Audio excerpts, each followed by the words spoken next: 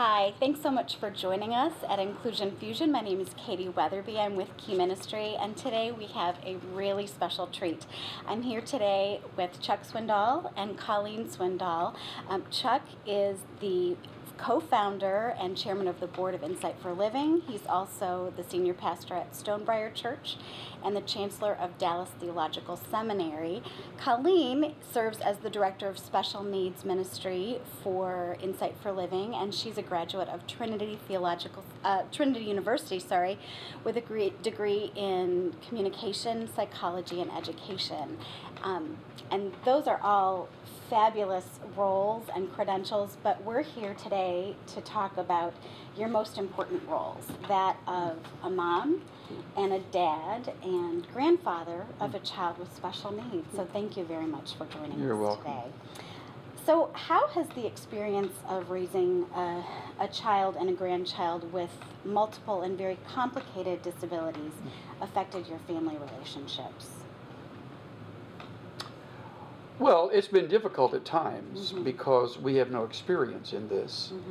And when you enter anything as a novice, you naturally don't know what is the right thing to say or do. I've learned from Colleen, be who you are. And she's wonderful with that. And because of that, a lot of the awkwardness that you would feel early on has passed. I don't feel any at all now. It's not like the awkwardness makes it difficult. It's the unexpected. No 2 days and no 2 reactions could ever be predicted in living with a child with disabilities. I would also add that we don't have resentment about this. I can honestly say we've never, if you really do believe, and I won't preach here, but if you really do believe in a sovereign God, having Jonathan in our family is no accident. God didn't go, oh, wow, I missed on that one. Oh, he didn't miss. I thought that he did. Yeah, I know. But down deep inside, we know he makes us as we are. We'll get more into that. But knowing that and having a good, solid theology has helped us weather some of what would have been otherwise some pretty stormy days. Finally, I would say our entire family has taken part in this journey together. Me, no less or no more than my wife, Cynthia, and our other children, Colleen's siblings. She has another sister, and she has 2 brothers. And he is as accepted as a part of our 10 grandchildren as the firstborn or the middleborn. He has a variety that none of the others have. Oh, yeah. No, I think there have been times where it is frustrating. And I really do understand the frustrations that families would have because it's nothing like what they expected. John can sometimes be hard to understand. And that's true. Yeah. And I don't know what he's saying. That is a little frustrating. She always knows what he's saying, and I will often say, he looks at me like, yeah, just let me help me, because I don't want him to think, that he's weird or something. He just can't. He knows what he's saying. Right. Very clearly, and he's very lucid and very verbal. And how frustrating is that when you cannot imagine that say what's going on in your mind? You cannot get that out. I've often thought of that. Yeah. I mean, I just think, what would it be like to be John? Knowing that he is different and he is aware of some of those differences. And there are times it has been difficult. It affects every part of our lives because a child like Jonathan that can't process some of the neurological things, that is what's called sensory sensitive. He'll say he's hot, he's burning hot, or with his separation anxiety, I remember that one time I was gone and you're like, never forget the clock. You remember that? Because he kept saying, where's mom? Where's mom? Mom. When's mom coming home? Mom. Didn't go very well. Well, and I said, you need a clock. This is a great answer. See, I wouldn't have known that. It's some of those techniques along the way that make it a lot smoother. and makes the frustration level lower. All I'd have to do is say, when the little hand is here and the big hand is there, she'll be home. Case closed. Things like never, don't ever forget the clock. Yeah. Like, I get that. And we got clocks all over the house. It never dawned on me to do that. Right. And of course, when you've got digital clocks, it's even easier. Because he can read numbers and he does well with it. Well, and I appreciate your openness to learning what works. There are times that parents will report to us, yes, gee, I wish it were easier with the grandparents, because what we hear is that we're not being strict enough, or that child just needs a good spanking, and or you were just like that when you were little and you turned out fine. Well, thanks, Mom. Right. See, she didn't turn out fine, so we don't ever say, no. It's a joke. But I'm okay with I know that. exactly what you're saying. I've heard them do that. Right. And I want to pull them aside and say, don't say that. Right. Now, they mean well. I don't think grandparents sit on the edge of their bed thinking, how can I make my daughter miserable today? No. Or how can I make him feel... They think, okay, how can we fix this? I've, for years ago, stopped trying to fix people, including Jonathan. You and accept them, of course. You accept them as they are. Isn't she great?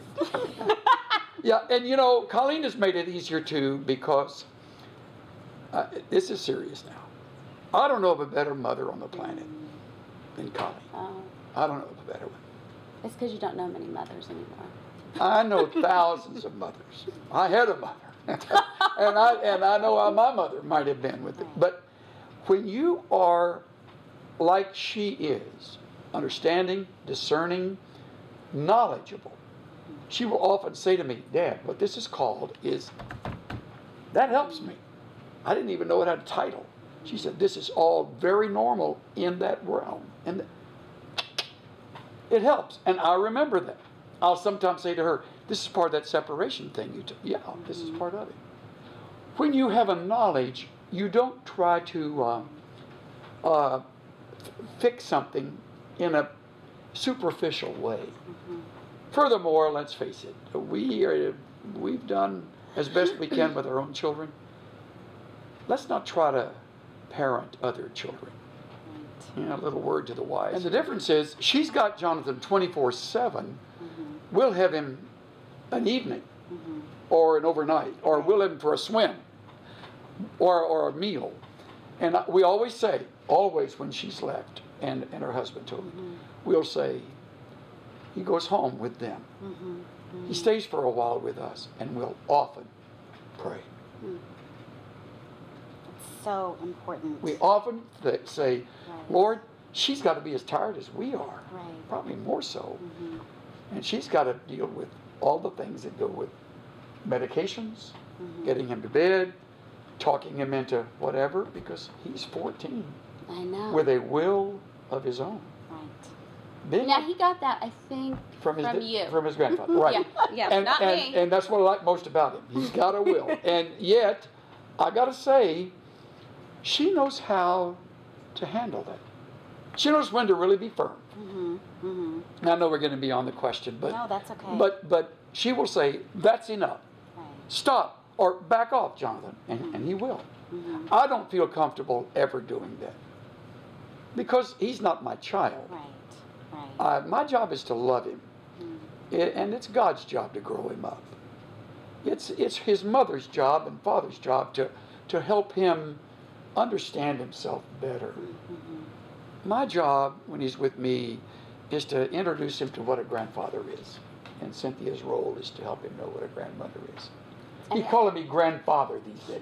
Well, He used to call me Bubba, like all the grandkids. Hello, grandfather. And I go, I've got a new title now. Yeah. Grandfather. You never... He must have read that in some... Or, no, because he's not reading well. Or sometimes I'm mother, or ma'am, or... his You ever new called one you is... Colleen?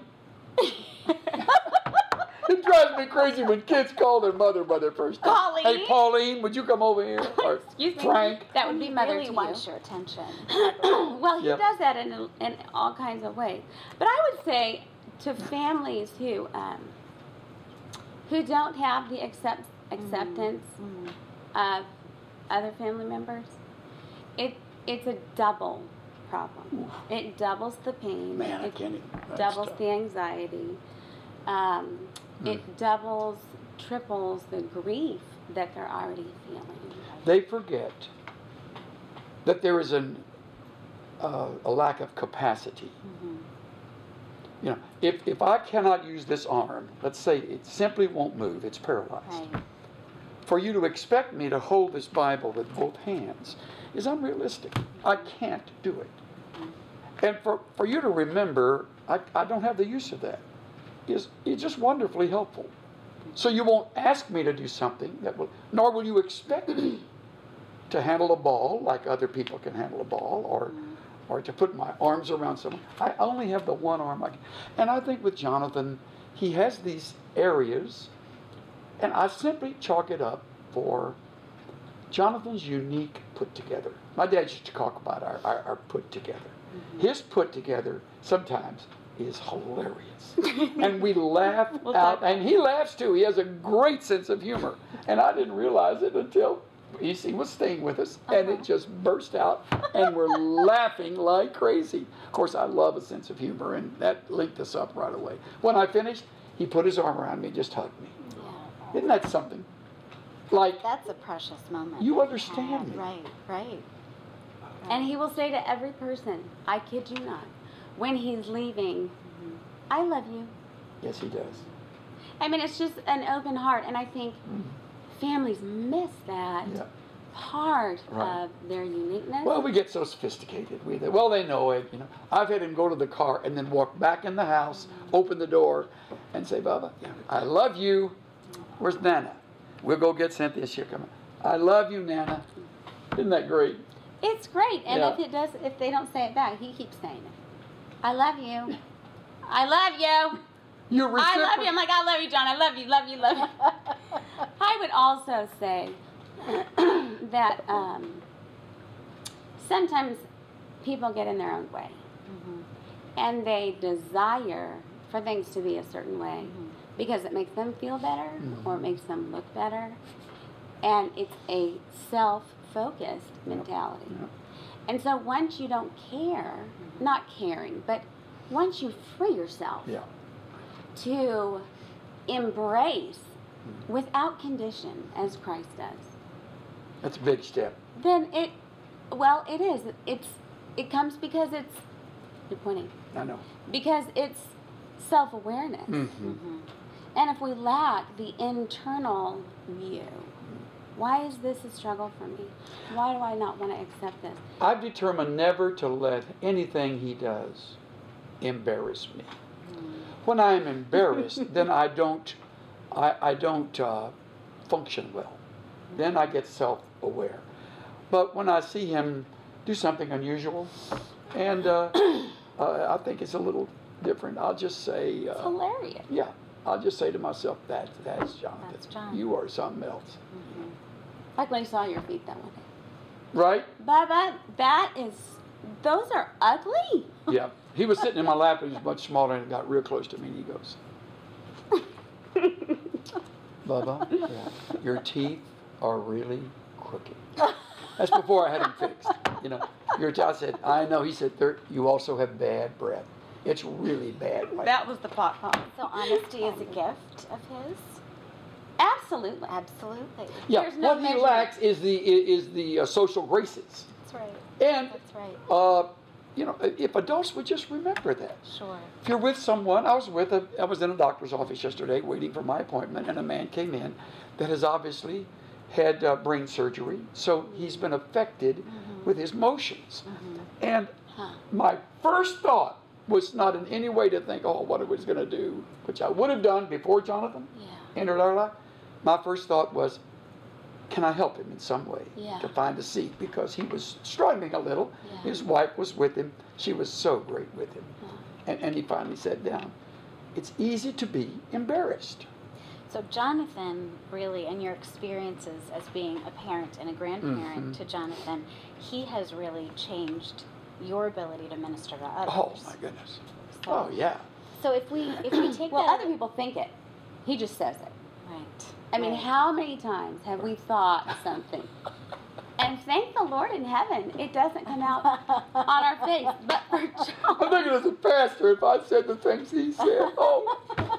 that was stupid. I mean, This is one of the funny stories she's ever told me. They're at a grocery store, and there's a lady in front of them checking her things out, and Jonathan is right at the level of her table, of her body, and he leans forward, and I'm thinking, oh dear Lord, because the grocery store, and then he goes, he's smelling.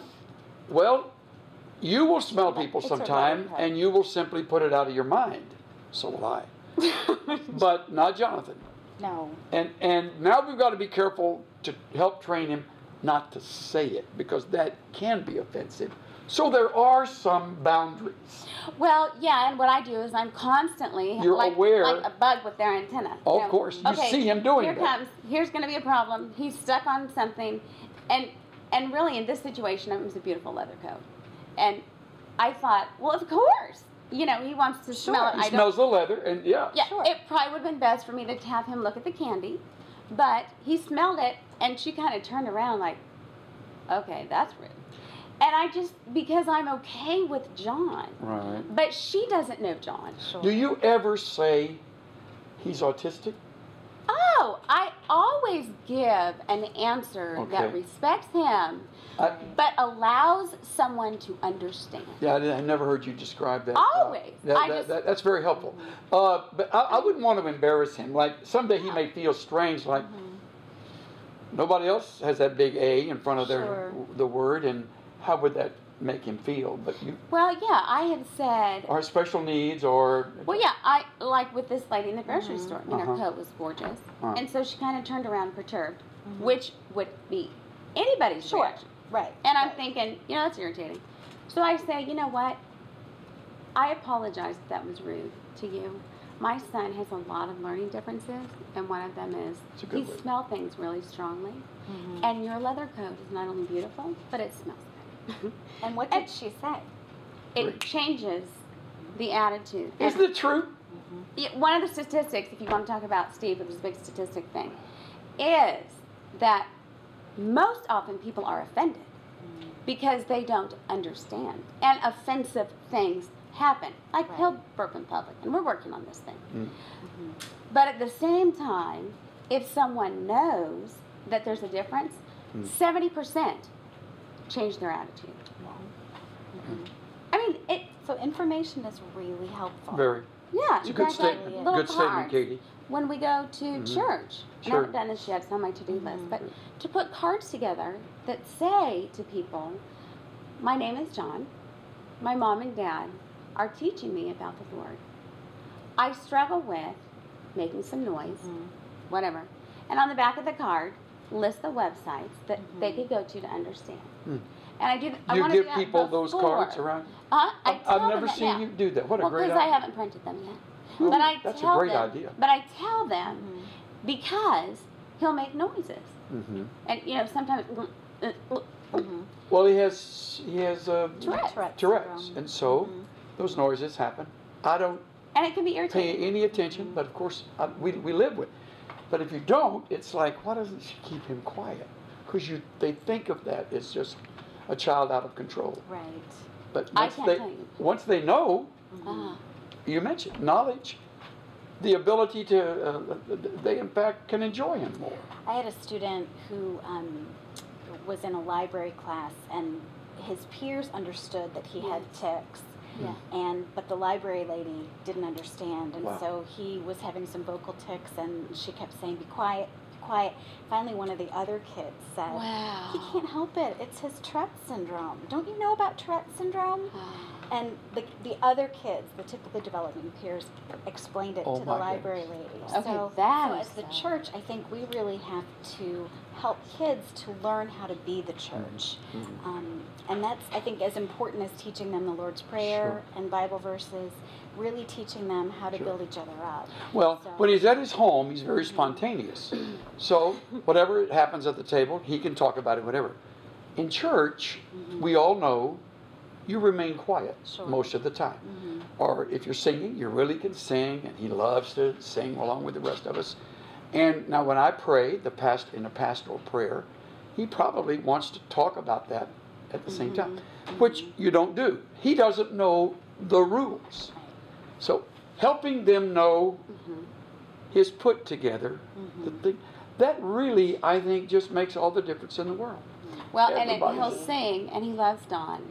And he wants to always go and love. Yes, he does. Oh, he loves Don. He does. The music. Don's our minister of music. Yeah. Okay. And I asked his assistant if she would send the words and the songs the week before so we could be practicing them on the way to school and all that. Well, the difference is that he wants to direct the He wants songs. to direct it. Yeah. And I I'm see it. thinking, oh my gosh, if the hymn gets any louder, he's going to be standing up directing. When we get louder, he really gets louder, and he gets into that. And one couple was quite perturbed, and I had not said anything, so I turned around at the end of the service. We were all leaving, and I said, I'm really sorry if he was offensive to you. He has so many different challenges, and one of them is singing, and he loves it, and we're teaching him to worship. But I really apologize. I should have mentioned that earlier. And their countenance became so much more tender. And I just wonder what the Lord, when we are struggling so much, how compassionate he is towards us. Because he knows we struggle. We just don't like to show that we struggle. That's what we have learned as a family. A lot more about how the Lord works with us. We're all disabled. We all have areas that are not developed well. Every one of us. But we learn to cover it up. You know, we get slick, or we get sophisticated, or we get proud, and we never let. Rather than saying, you know what, I too struggle with saying the right thing at the right time. I too say things at the wrong time. Or I shouldn't just overlook this. I think this morning I might have been offensive, and just say it. But we are, when we get to be adults, we become cover-up artists. Well, and again, going back to what we talked about earlier, what I noticed that is so helpful with your relationship as a dad and a daughter, but also as an extended family, is your willingness to be taught and to learn about Jonathan, your willingness to share information, and also the humility between you, knowing that, you know, I don't know everything, and I am going to make mistakes as a mom, as a grandpa. Well, every time I'm with Colleen, I learn something else about her son. And without her even knowing it, she's teaching us as grandparents things that are common knowledge to her because she's been a student of this, but it's not common knowledge to us. And as a result, we do better as time passes. We also get to know God a lot better. Well, talk to me a little bit about how the experience of having Jonathan in your family has affected your relationship with the Lord. Well, I would say, first of all, I have a deeper compassion for those who falter, who can't keep up, for those for whom it takes a long time to get it. Now, just rank disobedience is one thing, but struggling, I have a lot more patience with the struggler. I had a man in my study not long ago who was just in tears, and he came to apologize to me, of all things. And he wanted me to know that in a certain message I had mentioned something, and he thought I may have been referring to him. That's the most amazing thing. In fact, I've had a guy say to me, my wife talked to you, right? And I go, I don't know who she is. Right. I really don't know who you are. I'm sorry. And he said, no, she called or emailed you or something. I said, no. You're telling me she did not contact anyone? Anyway, back to this other guy. And I said to him, because of my experience with Jonathan, I said, you know what? You've shown yourself to be a great man just to walk in here. You don't owe me an apology. You're learning the life, and this is a tough journey for you, and this step is a tough one for you to master. You'll get there. He just cried because he really thought it'd be a kind of a rebuke, and he thought he had it coming. And I said, "Oh, we don't do that. We don't deal with people like that. And the Lord doesn't deal with that. Like, you've been to me 4 times with that. How many times have I got to answer this prayer? He doesn't do that. He says, when we say to him, here I am again, with the same issue, and he'll say, what issue? He forgives and forgets, as far as the east is from the west. And we need to be that way, and I've learned to be more that way.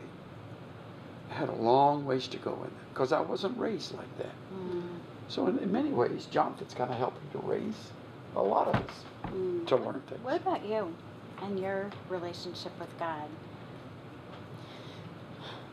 I mean, where could I begin with that?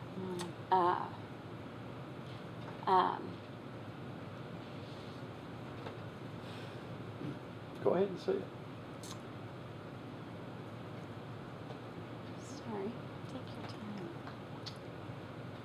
And you can stop for a second. No, we don't stop. It's the best part of the whole thing. I had this image, having been raised in the church, that, you know, when you do what's right, kind of like when David picked up the stones, he was going to throw them at Goliath. At that moment, he had no clue what would happen. When Moses has to lead these people out, and he comes to the Red Sea, he didn't know it was going to split. And so I had been taught all these stories, and in the end, the Red Sea splits, and Goliath dies, and so I thought, well, if I do these things, then it's going to be great. And then when it got harder and harder, I thought, well, you're not the God I thought you were. And I felt really tricked. And I started talking to him about that. And I'm so thankful that John, I wish I could talk and cry at the same time. You are. I would never expect John to go out and be any different than what he is. He cannot leave the house and be without his tics. He can't hide, like so many of us do, these things that we think aren't appropriate. And for the Lord to expect that we could go out of our home and not be broken in some way would not be our all-loving Lord. And so he reflects to me every day, Colleen, as much as you love me, if Jonathan was speaking, and I couldn't love him any more than I do, how much more does the Lord love you, Mom? When you go out and fumble or make a mistake or say something wrong, he's a picture of Christ to me. And that's very humbling. I really had it out with the Lord for a long time. Doubted my faith. I think when you doubt your faith, it purifies it and it synthesizes it. It's an excellent place to be at moments if you have some great help. But the Lord became, as Henry Cloud would say, not the God of my Bible stories, but the God of his Word. And in his Word, he promises to be faithful. And he promises to be just. And I may not understand that when things are not faithful and just in my life. Just like John can't understand, Mom, why are you asking me to do that? Or he may not ever understand certain things, but I want him to do that and train him in a way that he should go because it's best for him. And so often with the Lord we say, all right, now what? Were you on vacation? You know, I've said about everything you can say. And I think the Lord grows closer to us because he just wraps his arms around us as we struggle in this life. We can't see, we can't think like he does. Jonathan can't think like we do. So it's revolutionized. I mean, I came to know Christ, know Jesus as my Savior in my 30s. Because of John. Yeah, because I was so proud, I think. I read every book. I read 8 books before I even had Ashley. Obviously, that didn't help. So I thought if I do all these things right and take all the steps, then, you know, it's A plus B equals C. Well, that's that couldn't be further from the truth when you look at Scripture. And so I've been humbled by having children and by understanding now there doesn't need to be any room for judgment. Why would you think that about someone? You know, the kids crack up with me because someone will be slower in traffic or someone will be walking slower and I'm like, ugh, Mom, go around. And I just say, you guys have no idea what their morning was like. He could be driving home from a funeral where he just lost his wife. Right. It could take him 4 hours to get out the door. In 4 years to get over his grief. So that's what's happening. I would add to this, and just to clarify, we call it doubt. I'm not sure it's doubt. I think it's becoming reflective. And you got to get rid of the fairy tales. This is not a book of fairy tales. Actually, in this book, there are more stories that don't end well than do. Now, the reason we know the ones that do end well is because they make great stories. We like we live happily ever after, and the hero wins, and the villain is killed. You know, David is hunted and haunted by Saul 12, 13 years in the wilderness of Judea. Have you ever been to the wilderness of Judea? We're talking barren. He lives in a cave with 600 malcontents. He feigns insanity to find safety away from Saul. This is our David.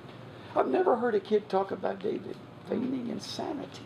He's always the hero. David that throws the rock and kills the giant, or the king. He's also the David who lusted after Bathsheba and brought shame to the throne. That's our David. Learn that story too. It keeps us from, and we probably haven't been good teachers of that. You know, I should speak someday a series on failures in the Bible. I would have more material than a year would allow me. And we don't want to hear failure. Right, and there's something happens to us, we hear about failure all the time. But we need to hear about it some. Yeah. We need to know there are mysteries that will never, ever be solved. Well, I wanted to ask you that, and this is coming more from my perspective as the mom of a child who went through a significant health issue and had disabilities as a result.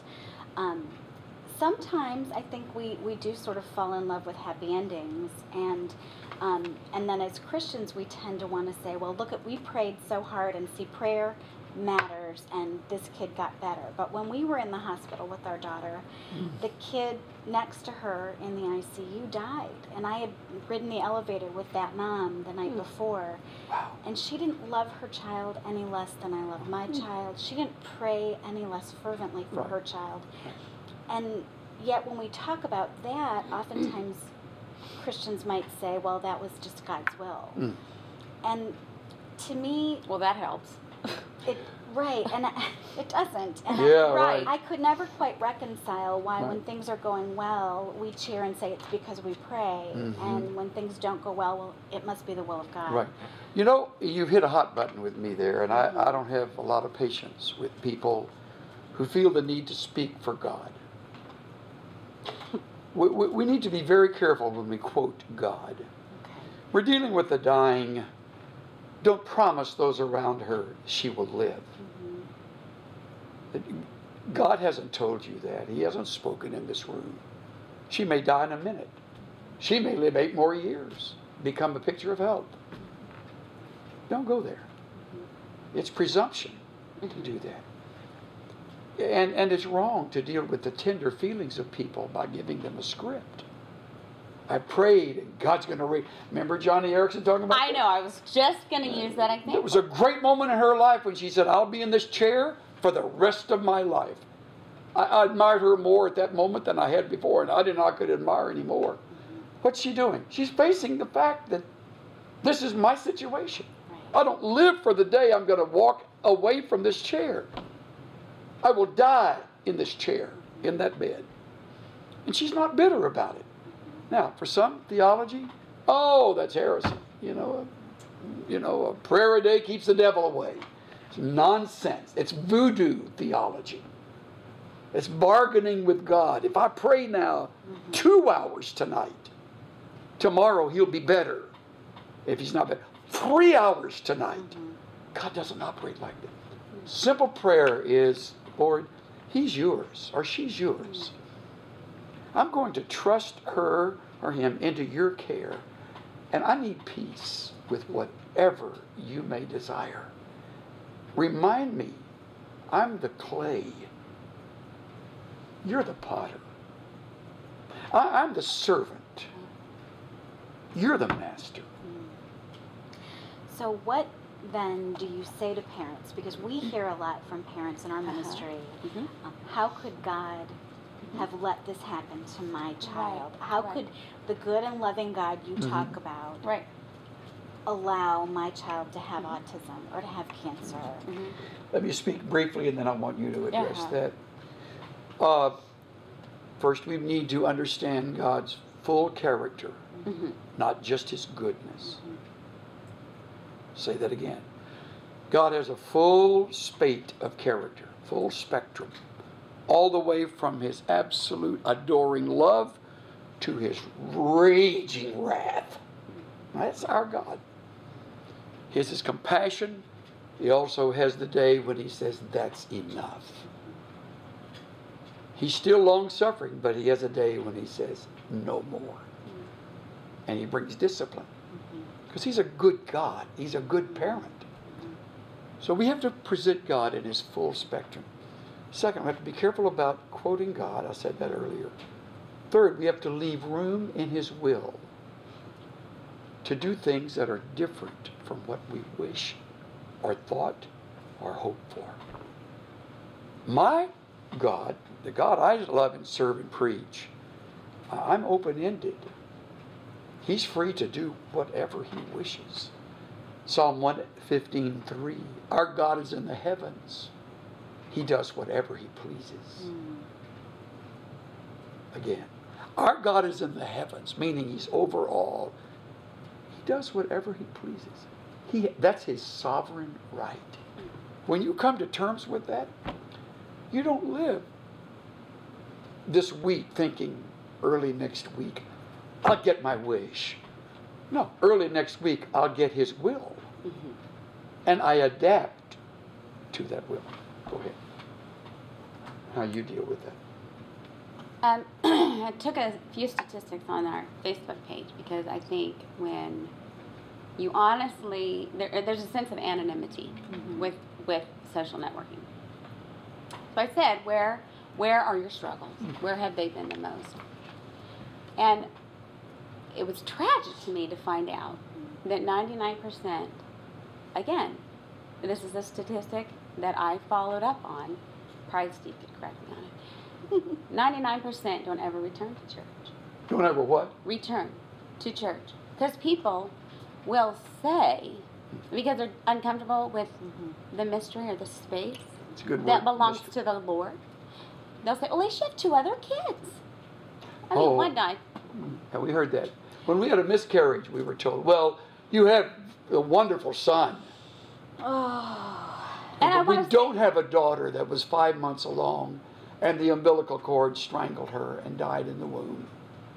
And Cynthia aborted the child prematurely, and we sobbed.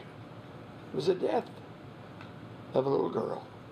I don't need to hear I have a healthy son. I know I do. That doesn't help.